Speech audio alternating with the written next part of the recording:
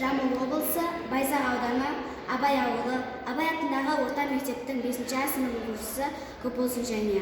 Абай Құнанбаев: мен жазбаймын өлеңді ермек үшін. Мен жазбаймын өлеңді ермек үшін. Жоқ барды ертегіні термек үшін. Көкірегі сезімді тіл орамды. Жаздым үлгі жастарға бермек үшін.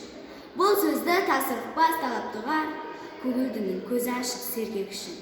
Түзілген қырсыққанын қырын келмей, сыртын танып іс бітпес сырын көрмей, шу дегенде құлағын тосан сыйды. Өскен соң мұндай сөзді бұрын көрмей. Таң қаламын алдыңғы айтқандық бас, және айтып дейді жұрт тыным бермей. Сөз айттым әзіретәлі айдаһарсыз, мұнда жоқ алтын иек сарала қыз. Кәрілікті жамандап өлім тілеп, болсын деген жерім жоқ жігіт арсыз. Әсіре қысыл емес деп жиренбеңіз, түбі терең сөз артық бір байқарсыз. Батырдан барымташы туардан ғой, қызшыл да қызықшыл да әуре жан ғой.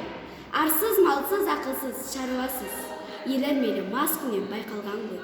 5-6 мүйсіз бәңкі күлсе мәз боп, қинамай қызыл тілді кел тілді алып қой. Өлеңі бар өнерлі інімсіз кеп, жалынамын мұндай сөз айтпа бізге, өзге түгіл өзіңе пайдасы жоқ, есіл өнер қор болып кетер түзге. Сән қойдан ғой ойнашы керім кербес, қанша қызық болады өзіңізге.